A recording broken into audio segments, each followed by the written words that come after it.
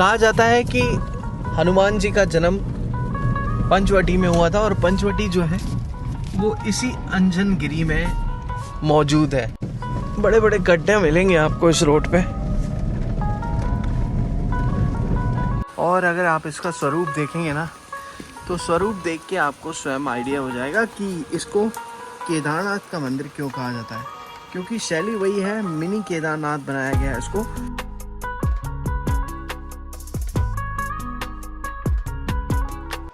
Good morning ji guys, welcome back to Gaurav Soni blogs.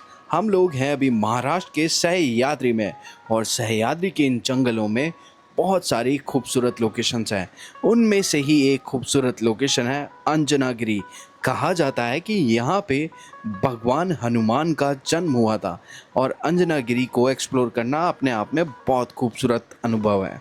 तो हम लोग जा रहे हैं अभी अंजनागिरी, और यहाँ पे ही है एक खूबसूरत लोकेशन जिसका नाम है केदारनाथ धाम। अभी हम लोग जाएंगे और केदारनाथ धाम को एक्सप्लोर करेंगे।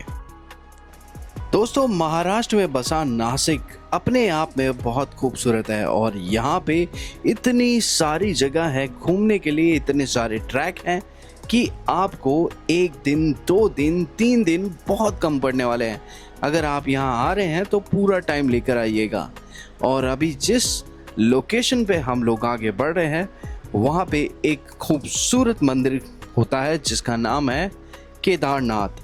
और नाम लेने के बाद आप समझ चुके होंगे कि ये बिल्कुल वैसा ही मंदिर दिखने वाला है जैसा कि केदारनाथ धाम है। उसी का ये एक प्रतिरूप कहा जाता है। केदारनाथ धाम पहुंचने के लिए आपको अंजनागिरी पर्वत की तरफ चलना पड़ता है, और अंजनागिरी पर्वत के रास्ते में ही केदारनाथ धाम बसा हुआ है। और यहाँ पे इतनी सारी खूबसूरत लोकेशंस हैं कि आप देख करके आश्चर्यचकित रह जाएंगे।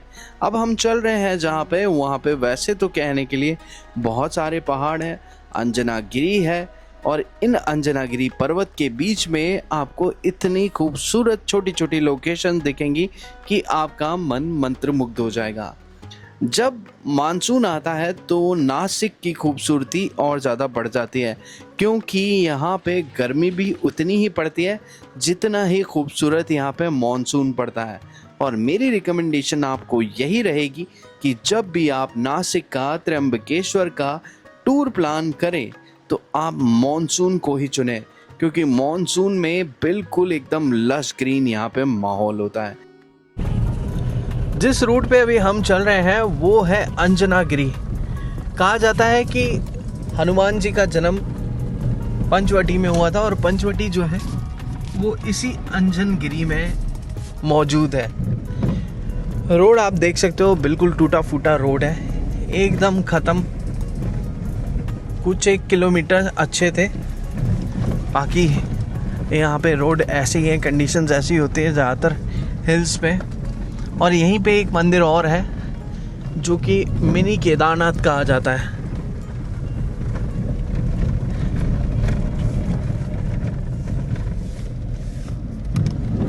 ये चढ़ाई मिनी केदारनाथ के लिए ही जा रही है।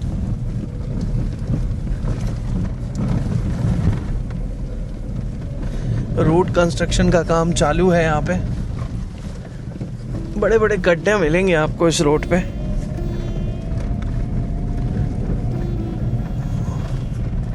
और ऐसे बड़े बड़े छोटे मोटे पत्थरों से इस सड़क का काम चालू है।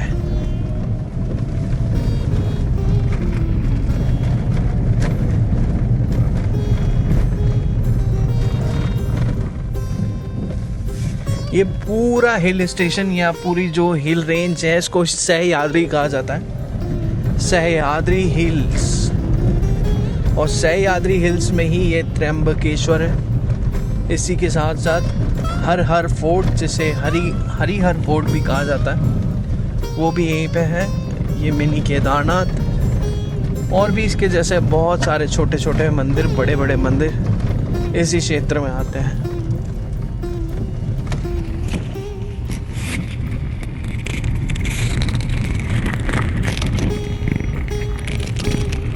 ये जो आप मंदिर देख रहे हैं ये केदारनाथ का ही एक प्रतिरूप है, जिसको मिनी केदारनाथ की संज्ञा दी जाए तो कम नहीं है। और ये मंदिर कहीं और नहीं महाराष्ट्र में है। महाराष्ट्र के नासिक में हम त्र्यंबकेश्वर में है और त्र्यंबकेश्वर के पास में अंजनागिरी है। अंजनागिरी के पास में ही ये मंदिर है।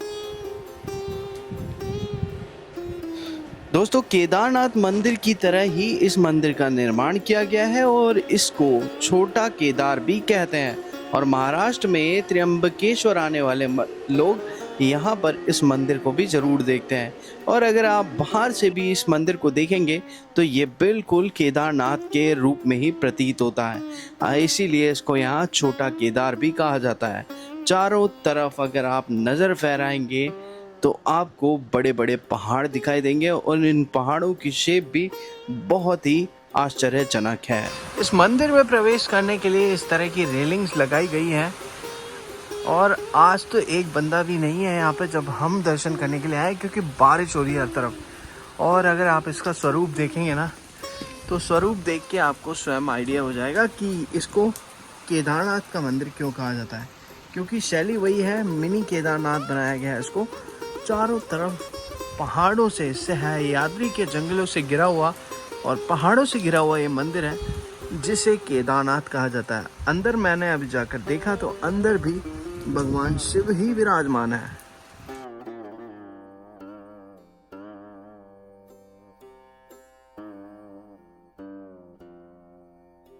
देखो जी, महाराष्ट्र में हमारा स्वागत करने के लिए कौन आया है? ये क्रैब, ये केकड़ा जो कि हमारा स्वागत कर रहा है महाराष्ट्र में, और बड़ा ही खूबसूरत प्राणी है भाई। देखो जी गाइस, ये है आज हमारे टूर का लगभग चौथा दिन और अभी रात के टाइम में यहाँ भी अभी भी बारिश हो रही है। सुबह मॉर्निंग का अभी नहीं पता कि मॉर्निंग में हम लोग कहाँ जाएंगे, मगर आज अभी इस टाइम पे ख़तरनाक बारिश हो रही है। सुबह का माहौल मालूम ही नहीं है क्या होने वाला है। सुबह मैंने ये सोचा है कि मैं हरिहर फोर्ट जाने वाला हूँ और हरिहर फोर्ट जाने के लिए मुझे सुबह अर्ली मॉर्निंग उठना पड़ेगा और उठने के लिए मुझे जल्दी सोना पड़ेगा, मगर यहाँ बारिश का माहौल कर रखा है सेट। तो अभी के लिए मैं लेता हूँ विदा और इस व्लॉग को करते हैं बंद। मिलेंगे सुबह नई मॉर्निंग में नए अपडेट के साथ। Bye bye.